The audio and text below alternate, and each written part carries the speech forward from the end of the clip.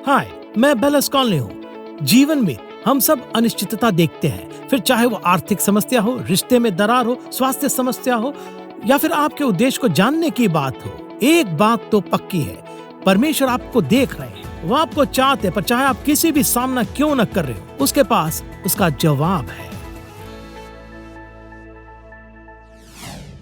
Hello दोस्तों, मुझे खुशी है कि आप मेरे साथ जुड़े हैं।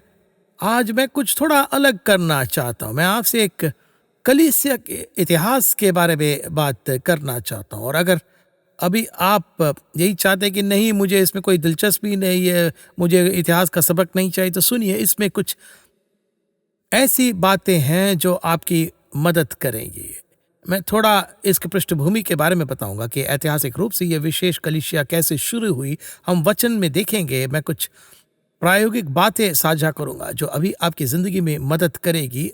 अगर आप ध्यान देंगे और संवेदनशील रहेंगे तो मुझे विश्वास है कि पवित्र आत्मा आपको अभी कुछ ऐसा देंगे जिसकी आपको ज़रूरत है। और दूसरी बात, हमेशा ऐसे भी लोग होते हैं जिन्हें कहानियाँ की पृष्ठभूमि पसंद है, उन्हें ऐतिहासिक बातें पसंद है जो बातों को उनके स्थान में स्थापित करती है। वे संदर्भ को जानना चाहते कि पौलुस ने इस कलीसिया को ये लिखा और महिलाओं के बारे में ये कहा और पुरुषों के बारे में ये कहा, या इस तरह से किया जाना चाहिए और उससे बचना चाहिए। ये उन चीज़ों की को किस सांस्कृतिक संदर्भ में लिखा गया था। कुछ लोग इन बातों से आकर्षित होते और वे मुख्य भी है।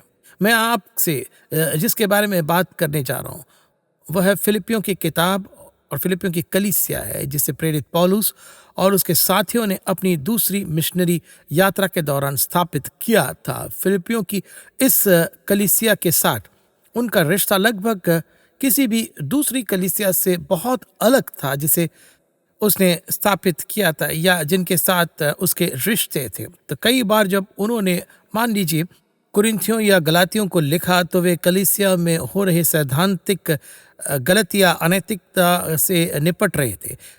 वहाँ बहुत सुधार की ज़रूरत थी। हालांकि निश्चित रूप से फिलिपियों की कलीसिया में भी अपनी चुनौतियाँ थी, जैसे कि सभी कलीसियाओं में होती है। उन्हें भी उत्पीड़न का सामना करना पड़ा होगा जैसे कि सभी कलीसिया में होता है। लेकिन यहाँ वह उनसे कलीसिया में सैद्धांतिक गलती या पाप के बारे में बात नहीं कर रहा था। इस मामले में ये अलग है। असल में कुछ लोगों ने इसे आनंद की पत्री कहा है। ऐसा लगता था कि उनके साथ उसका एक गहरा रिश्ता था जो दूसरे किसी भी कलीसिया के विश्वासियों के साथ नहीं था। और अब बस थोड़ा सा इतिहास। फिलिपियों की कलीसिया असल में फिलिपी शहर में था, जिसे सिकंदर महान के पिता मकदूनिया के फिलिप ने बसाया था। यह एक उपजाऊ जमीन पर था। एक समय यह अपने सोने और चांदी की खानों के उसके लिए बहुत ही मशहूर था। इसका नाम सिकंदर महान के पिता फिलिप के नाम पर रखा गया था। उसने ये शहर फिलिपी शहर इसलिए बसाया था क्योंकि यह पूरे यूरोप में सबसे रणनीतिक जगह थी। पहाड़ों की एक श्रृंखला है जो यूरोप को एशिया से अलग करती है, जो पूरब से पश्चिम तक फैली हुई है। और ठीक फिलिपी में पहाड़ों की यह श्रृंखला एक दरे में नीचे उतरते हैं, जिससे ये शहर सचमुच यूरोप और एशिया के बीच के रास्ते को नियंत्रित करता था। आप ये कह सकते हैं कि फिलिपी यूरोप और एशिया के बीच का द्वार था।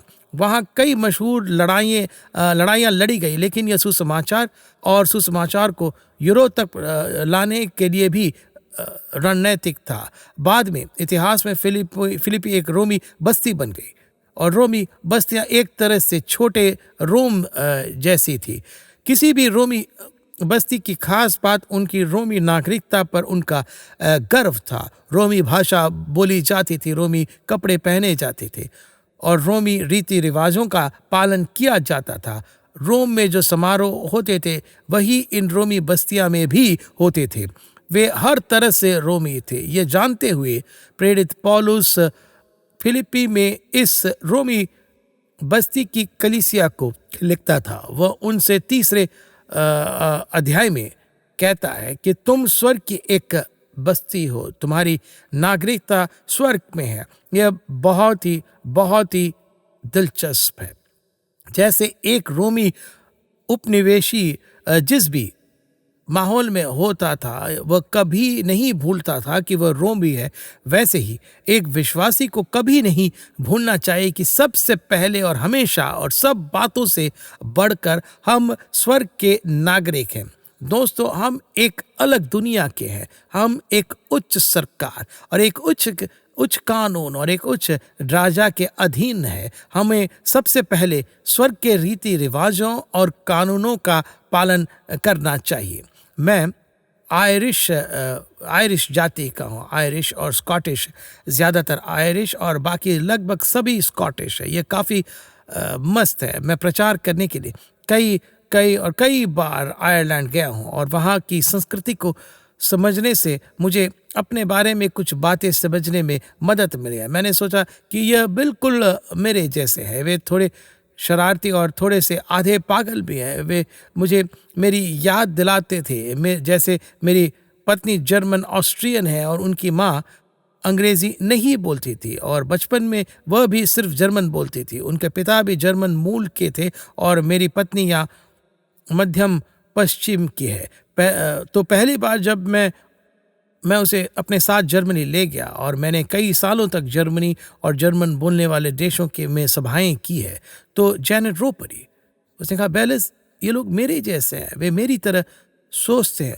असल में जिस जगह मेरा परिवार पला बड़ा, जिस खेत में मैं पली बड़ी और वह एक जर्मन समुदाय में पली बड़ी थी, यह बिल्कुल जर्मनी की ज़मीन जैसा ही है। जब जर्मन लोग यहाँ आए तो उन्हें ऐसी ज़मीनें और संपत्ति मिली तो उनके वतन जैसी थी और जैनेट उसी जर्मन संस्कृति में पली बड़ी थी। और अब मुद्दे पर आते हैं। तो मैं आयरिश हूँ, लेकिन मैं ये नहीं कहूँगा कि ठीक है मैं एक आयरिश मसीह हूँ या आयरिश कलीसिया है या एक सफ़ेद नस्ल की कलीसिया है या लातिन अमेरिका की कलीसिया है। ये बस एक कलीसिया है। हम सबसे पहले और सबसे ज़रूरी रूप से मसीही है। हम स्वर्ग के नागरिक हैं और हमें कभी भी अपनी जाति को इससे पहले नहीं रखना चाहिए। हमें कभी भी अपनी संस्कृति को इससे पहले नहीं रखना चाहिए। सबसे पहले ईश्वर है, सबसे पहले परमेश्वर का राज्य है। मुझे ये लगता है कि कुछ लोगों के साथ ये लगभग मूर्ति पूजा जैसा है। ठीक है, हाँ मैं एक मसीह हूँ, लेकिन मैं इस तरह का मसीह हूँ। ऐसा लगता है कि संस्कृति बाकी सब पर हावी हो जाती है। हम तो इस तरह करते हैं, संस्कृति का नाम लेते हैं, त्वचा का रंग बताते हैं और फिर उसके बाद कलीसिया का नाम लेते हैं। मुझे लगता है कि ये गलत है। हम सबसे पहले सबसे ज़रूरी रूप से स्वर्ग की एक बस्ती है। दोस्तों, अगर आप मसीह का नाम लेते हैं तो हम भाई बहन हैं और आप मेरी बहन है और हम एक ऊंचे कानून का पालन करते हैं। हमारे राजा सबसे बड़े हैं और वे ही हमारे पहला रिश्ता है। बाकी सब कुछ उसके बाद ही आता है, उससे पहले नहीं। मुझे लगता है कि कभी कभी, कम से कम मुझे पता है कि यहाँ अमेरिका में जहाँ मैं रहता हूँ, मुझे लगता है कि जब लोग अपनी जाति को कलीसिया से पहले रखते हैं या वे अपनी संस्कृति को कलीसिया से पहले रखते हैं या वे अपने त्वचा के रंग को कलीसिया से पहले रखते हैं, तो ये असल में बंटवारे का काम करता है। ये अलग करता है और एकजुट नहीं करता है। हम सबसे पहले और सबसे ज़रूरी रूप से मसीही है। हालांकि मेरे पास कुछ सांस्कृतिक बातें हो सकती हैं जिन्हें मैं आयरिश होने के नाते समझता हूँ और मेरी पत्नी का जर्मन पृष्ठभूमि से होने के नाते कुछ सांस्कृतिक बातें हो सकती है। वे सभी बातें उस बात से नीचे हैं कि हम मसीही हैं। हमारा नया जन्म हुआ है, हमें लहू से धोया गया और हमारा घर स्वर्ग में है, हमारी नागरिकता स्वर्ग में है और ये सबसे पहले और सबसे ज़रूरी होना चाहिए। और सच तो ये है, और ये कहने की मेरी कोई योजना नहीं थी, लेकिन मुझे लगता है कि ये एक ज़रूरी बात है जो बतानी चाहिए। पौलुस पहली बार लगभग 52 एडी में अपनी दूसरी मिशनरी यात्रा के दौरान फिलिपी शहर में आया था। सिलास और तीमुथियुस और लूका उसके साथ थे।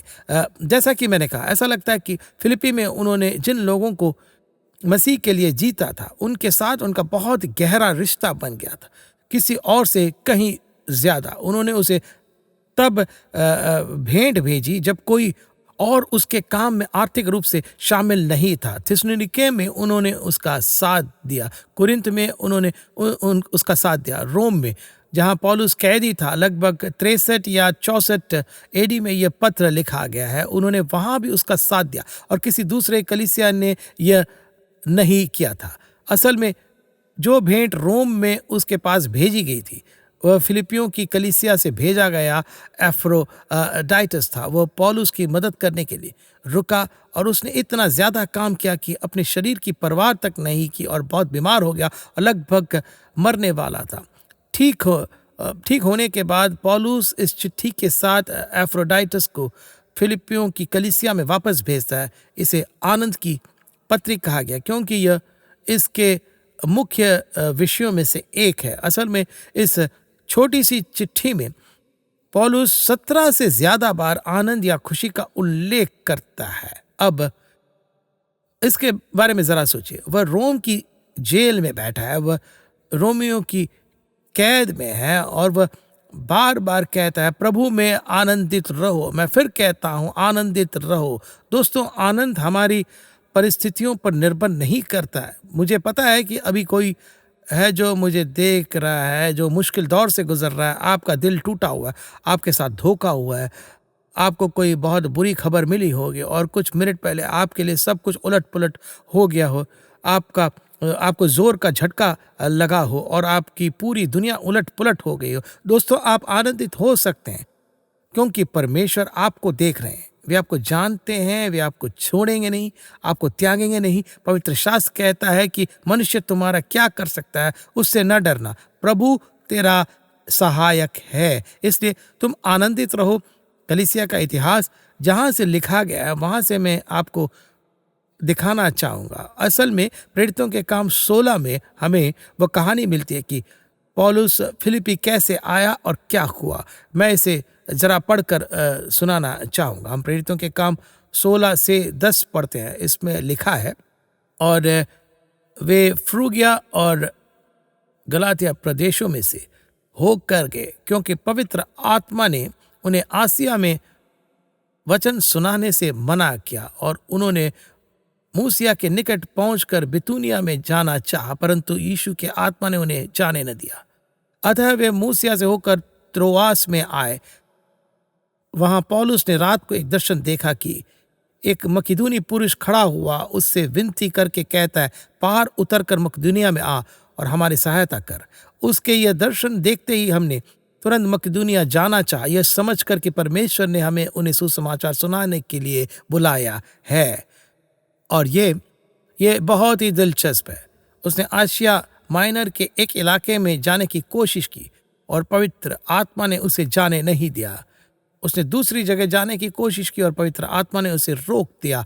अब अगर आप इसके बारे में सोचें तो यीशु ने हम विश्वासियों की पूरी दुनिया में जाने और हर प्राणी को सुसमाचार सुनाने की आज्ञा दी थी। फिर भी दुनिया के जिन खास हिस्सों में उसने जाने की कोशिश की, पवित्र आत्मा ने उसे रोक दिया। क्या यह दिलचस्प नहीं है? सच तो यह है कि कोई भी सब कुछ नहीं कर सकता और कोई भी एक व्यक्ति सब कुछ नहीं हो सकता। आपको अपनी राह ढूंढनी होगी और अपनी राह पर चलना होगा। आपको यह पता लगाना होगा कि परमेश्वर आपसे क्या करवाना चाहते हैं। मुझे सुसमाचार के सेवक के तौर पर अपना हिस्सा ढूंढना और मुझे अपनी राह पर चलना है।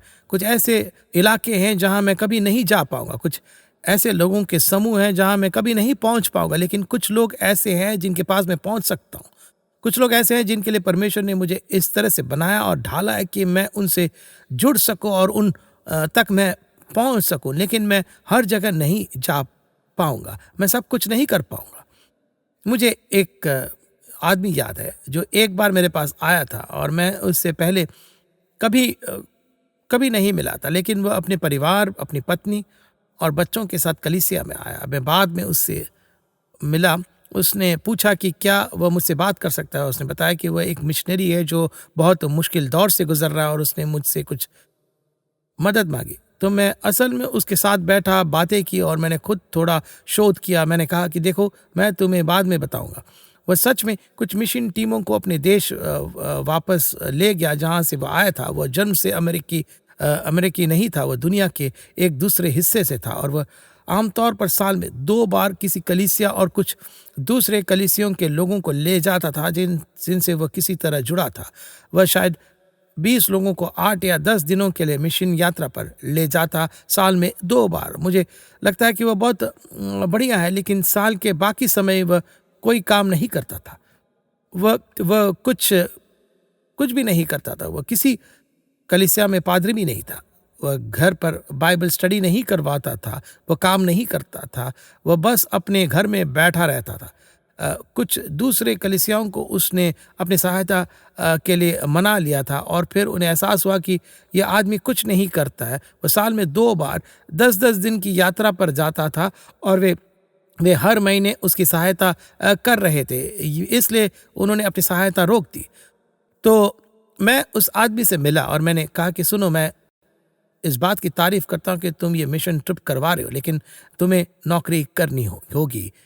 उसने कहा लेकिन मैं एक मिशनरी हूँ। मैंने कहा ठीक है, तुम कुछ मिशन ट्रिप करते हो, ये अच्छी बात है, प्रभु का हाथ तुम पर हो और तुम्हें आशीष मिले, लेकिन तुम्हें नौकरी करनी होगी और तुम्हें अपना खर्च खुद उठाना होगा। असल में उस आदमी से मिलने से पहले मैंने पूरी ईमानदारी से प्रार्थना की थी और मैंने उसके साथ काफ़ी स्पष्ट रूप से बात की। मैंने कहा मैं अभी के लिए तुम्हारी मदद करूँगा। मैंने उसे एक चेक दिया। मैंने कहा अब इससे इस महीना का तुम्हारा किराया निकल जाएगा, लेकिन तुम्हें नौकरी करनी होगी। क्या तुम समझ रहे हो?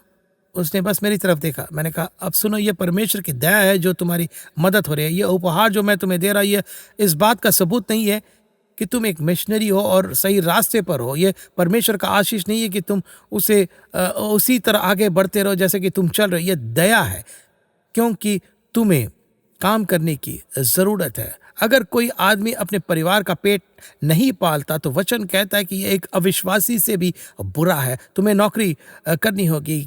क्या तुम समझ रहे हो? अगर मैं तुम्हें ये दे रहा हूँ तो तुम्हें समझना होगा कि मैं क्या कह रहा हूँ। उसने कहा कि मैं समझ रहा हूँ। तो मैंने कहा ठीक है। तो मैंने उसे वह दे दिया और मैंने लगभग 6 महीने तक उससे कुछ नहीं सुना। फिर उसके बाद उसने मुझे फ़ोन किया। उसने कहा कि पादरी साहब, मैं मुश्किल में हूँ, मुझे फिर से आर्थिक मदद चाहिए जैसे आपने पहले किया था। मैंने कहा क्या तुम्हें नौकरी मिली? वो कहता है नहीं, सच में नहीं। मैंने कहा कि मुझे अफसोस है, तो मैं तुम्हारी मदद नहीं कर सकता। मैंने तुमसे कहा था कि तुम्हें नौकरी करनी होगी। 6 महीने हो गए और तुमने अभी तक नौकरी नहीं ढूंढी। उसने मुझे फिर से फ़ोन किया। मैंने कहा देखो कि फ़ोन करना बंद करो, मैं तुम्हें दोबारा मदद नहीं करूँगा। फिर वह कलीसिया में आ गया और मैं उसके साथ बैठा। उस समय हमारी कलीसिया काफ़ी नई और छोटी थी। मैं उस आदमी के साथ बैठा और उसने मुझे एक यूहन्ना से एक वचन सुनाया, जो अपनी भाई को ज़रूरत में देखकर उस पर तरस न खाना चाहे तो उसमें परमेश्वर का प्रेम कैसे बना रह सकता है। मैंने कहा ठीक है, यह अच्छा वचन है। क्या तुमने कभी पढ़ा जहाँ यीशु ने कहा था पूरी दुनिया में जाओ और हर प्राणी को सुसमाचार सुनाओ? उसने कहा कि हाँ। फिर मैं उसे प्रेरितों के काम 16 में ले गया। मैंने कहा इसे देखो, पवित्र आत्मा ने उन्हें एशिया में वचन सुनाने से मना किया। पवित्र आत्मा ने उन्हें बितूनिया जाने की इजाज़त नहीं दी। क्या यह दिलचस्प नहीं है? तो यीशु ने कहा पूरी दुनिया में जाओ, लेकिन यहाँ पवित्र आत्मा ने उन्हें दुनिया के इस हिस्से में जाने से रोक रहे हैं। क्या तुम यह देख रहे हो? उसने कहा ठीक है, मुझे लगता है कि मैं देख पा रहा हूँ। मैंने कहा वही पवित्र आत्मा जिसने पौलुस को एशिया माइनर में वचन सुनाने से मना किया था, वही मुझे तुम्हारी आर्थिक मदद फिर से करने से मना कर रहे हैं। तुम्हें नौकरी ढूंढनी होगी। मुझे लगता है कि यह ज़रूरी है कि हम पवित्र आत्मा के प्रति संवेदनशील बने। मुझे लगता है कि प्रेम हमारा प्रेरक कारक होना चाहिए, लेकिन परमेश्वर का प्रेम जो नदी की तरह हम में से बहता है, उसे बुद्धि और समझ की सीमाओं के अंदर रहना चाहिए। उसे पवित्र शास्त्र की शिक्षा और बुद्धि की सीमाओं के अंदर रहना चाहिए। अगर मैंने उस आदमी की मदद करना जारी रखा होता तो इससे उसे कोई फायदा नहीं होता। इससे उसका नुकसान ही होता। इससे उसके परिवार को नुकसान होता। उसे काम करने की ज़रूरत थी। वह जवान था, स्वस्थ था, काम कर सकता था। आलसी होने के अलावा यहाँ कोई और कारण नहीं था। तो हम अपनी कहानी पर वापस आते हैं। खैर, वे एशिया माइनर जाना चाहते थे। वे बितूनिया जाने की कोशिश करते हैं, पवित्र आत्मा ने उन्हें इजाज़त नहीं दी। वैसे ये एक इकलौता समय नहीं था जब ऐसा हुआ। मैं समझता हूँ कि ये प्रेरितों के काम 13 में है। पौलुस ने कहा, अरे मैंने कई बार तुम्हारे पास आने की योजना बनाई थी, लेकिन इस समय तक मुझे रोका गया। यह वही यूनानी शब्द है जिसका अनुवाद है मना किया गया, जहां पवित्र आत्मा ने उसे एशिया में वचन सुनाने से मना किया था। तो पौलुस ने रोम के लोगों को लिखते हुए कहा, मैंने योजना बनाई थी, मैंने आने की कोशिश की थी, लेकिन पवित्र आत्मा ने मुझे रोक दिया। वह परमेश्वर के समय और उनके तरीके के प्रति संवेदनशील था। कुछ लोग बस कहते हैं, ठीक है, परमेश्वर का धन्यवाद, तो मैं बस जाने वाला हूं, मैं परमेश्वर पर भरोसा करता हूँ, वे मेरा ख्याल रखेंगे। दोस्त, सही समय मायने रखता है। हमारे पास अच्छे विचार हो सकते हैं, लेकिन जरूरी नहीं कि एक अच्छा विचार परमेश्वर का विचार हो। मुझे लगता है कि कुछ लोग अचानक जोश में आकर बड़े जिंदगी बदलने वाले फैसले ले लेते हैं। वे जगह बदलते हैं, शादी करते हैं, कागजों पर हस्ताक्षर करते हैं और प्रभु का इंतजार किए बिना खुद को बड़े कर्ज में डाल देते हैं। दोस्तों, परमेश्वर का इंतजार करना समय की बर्बादी नहीं है। अपनी बाइबल खोलें, घुटनों पर खड़े हो जाएं, प्रार्थना करते हुए पढ़ें और परमेश्वर के सामने शांत हो जाए। यीशु ने कहा, जब पवित्र आत्मा आएगा तो वह बोलेगा, वह तुम्हें सारी सत्य का मार्ग दिखलाएगा, वह वचन के जरिए बोलेगा, वह तुम्हारे दिल से बात करेगा। दाऊद परमेश्वर के लिए एक मंदिर बनाने वाला था और तुरंत ही भविष्यवक्ता ने उससे कहा, यह अच्छी बात है कि यह तुम्हारे दिल में है। लेकिन फिर भविष्यवक्ता बाद में उसके पास फिर से आता है और अपनी बात दोहराता है। कहा कि ठीक है, मैंने तुमसे यह करने को कहा था दाऊद, ये अच्छी बात है कि यह तुम्हारे दिल में, हालांकि तुम वह नहीं है जो इसे करने वाले हो। तुम्हारा बेटा सुलेमान है जो मेरे लिए मंदिर बनाएगा। दाऊद ने अपने दिल में कुछ महसूस किया। भविष्यवक्ता ने कहा, यह अच्छी बात है कि वह तुम्हारे दिल में, हालांकि तुम वह नहीं हो जो इसे बना पाएगा। तो हर अच्छी चीज जो हम महसूस करते हैं और समझते हैं, हो सकता है कि उसे करने का यह सही समय न हो, या हो सकता है कि हम वह न हो जिसे परमेश्वर ने यह करने के लिए बुलाया है। सच तो है कि परमेश्वर हमारे लिए सीमाएं तय करते हैं। अगर अनुमति हो तो मैं आपको 2 कुरिन्थियों 10:13-14 से पढ़कर सुनाना चाहूंगा। उसने कहा कि हम तो सीमा से बाहर घमंड कदापि न करेंगे, परंतु उसी सीमा तक जो परमेश्वर ने हमारे लिए ठहरा दी है, और उसमें तुम भी आ गए हो, और उसी के अनुसार घमंड भी करेंगे, क्योंकि हम अपनी सीमा से बाहर अपने आप को बढ़ाना नहीं चाहते, जैसे कि तुम तक न पहुंचने की दशा में होता, वरन मसीह का सुसमाचार सुनाते हुए हम तक पहुंच चुके हैं। सोचिए कि पौलुस यहाँ कुरिन्थियों को क्या लिख रहा है। उसने कहा, हम तो सीमा से बाहर घमंड कदापि न करेंगे, परंतु उसी सीमा तक जो परमेश्वर ने हमारे लिए ठहरा दी है। ये खास सीमाओं के बारे में बात करता है, दिलचस्प है। बार्कले के अनुवाद में वही आयत कहती है, हम उस दायरे की सीमा में रहेंगे जो परमेश्वर ने हमें दिया है। वेमाउथ का अनुवाद कहता है, हम उस क्षेत्र की सीमा में रहेंगे जिसे परमेश्वर ने हमारे लिए एक सीमा के रूप में तय किया है।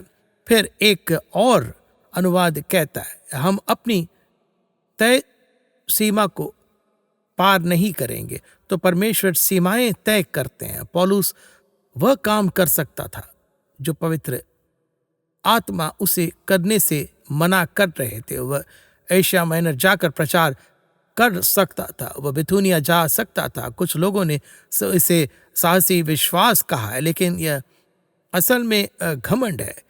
मैं साहसी विश्वास रखने और अपने जीवन के साथ परमेश्वर पर भरोसा करने और अपनी जान जोखिम में डालने में विश्वास रखता हूं, क्योंकि उनके वचन पर भरोसा किया जा सकता है। पवित्र शास्त्र कहता है, बुद्धि ही प्रायोगिक बात है। तो हाँ, मैं साहसी विश्वास रखना चाहता हूं, लेकिन मैं चाहता हूं कि यह परमेश्वर की बुद्धि के साथ हो, क्योंकि मैं परमेश्वर की बुद्धि की छत्र छाया से बाहर निकलकर प्रभु में अपने विश्वास को कम नहीं करवाना चाहता।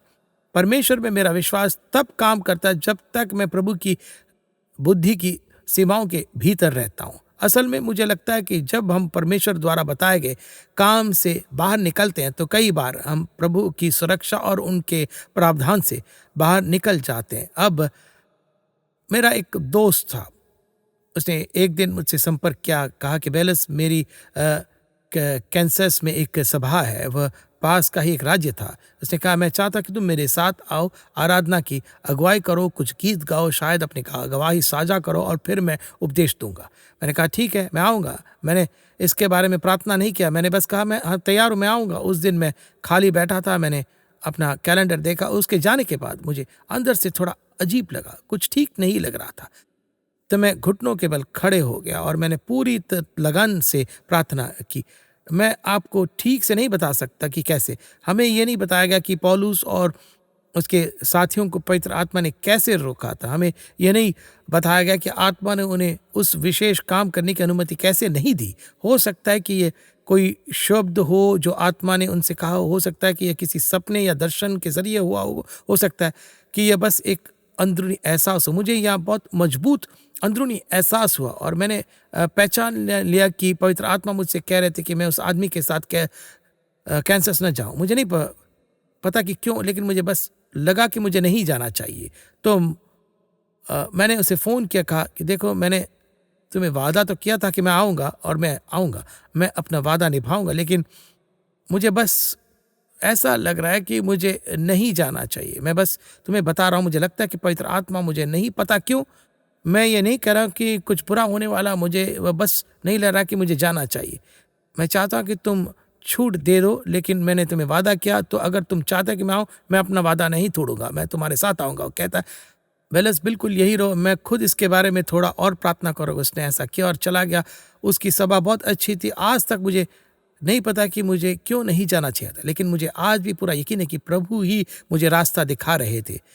देखिए, मेरी ज़िंदगी में जब भी मैंने उनकी बात को तोड़ा है तो हमेशा मुसीबत आई है। मुझे याद है, एक बार मैं घर आ रहा था, गाड़ी चलाते हुए मुझे लगा कि पवित्र आत्मा ने मुझसे कहा कि मुझे घर जाने के लिए दूसरा रास्ता लेना चाहिए, इससे मुझे कई मील ज़्यादा चलना पड़ता। मैं मना शब्द का इस्तेमाल नहीं करूँगा, लेकिन मेरे अंदर से आवाज़ आई, मुझे साधारण मार्ग से घर नहीं जाना चाहिए। मुझे याद है, मैंने खुद से सोचा, मुझे लग रहा था कि पवित्र आत्मा मुझसे कह रहे कि मैं दूसरे रास्ते पर जाऊँ, लेकिन मैं बस प्रार्थना करूँगा। प्रभु, मैं बस आपकी सुरक्षा के लिए प्रार्थना करता हूँ। मैं कई और मील ज़्यादा नहीं जाना चाहता। मैं एक चौराहे पर पहुँचा और हरी बत्ती थी। मैं वहाँ से गुजर रहा था। एक औरत ने लाल बत्ती पार की और मेरी कार में टक्कर मारी। मुझे याद है, मैंने सोचा हाँ, मुझे दूसरे रास्ते से घर जाना चाहिए था। मैं यहाँ बैठकर आपको एक के बाद एक कहानियाँ सुना सकता हूँ। परमेश्वर सब कुछ देखते हैं, सब कुछ जानते हैं। हो सकता है आप प्रभु की सुरक्षा और आशीष से दूर हो गए हो क्योंकि अपने पवित्र आत्मा की बात नहीं मानी। अब बस आप पश्चाताप कर सकते हैं और वापस आने की पूरी कोशिश कर सकते हैं और वह आखिरी काम कर सकते हैं जो आपको पता है कि प्रभु ने आपसे करने के लिए कहा था। इस कलीसिया के बारे में बात करने के लिए हमारे पास और भी बहुत कुछ है, लेकिन मैं इन कुछ बातों पर अटक गया। मुझे उम्मीद है कि आपके लिए फ़ायदेमंद रहा होगा। मुझे उम्मीद है कि आप हमारे साथ जुड़ते रहेंगे क्योंकि हम इस पर बने रहेंगे। आने वाले संदेशों में मैं आपके साथ बहुत ही अच्छी बातें साझा करूंगा। तब तक मैं प्रार्थना करता हूँ कि परमेश्वर का सबसे उत्तम और बहुतायात की आशीष हमेशा आपके साथ बने रहे। अधिक जानकारी और प्रेरणा के लिए willisconley.com पर जाइए।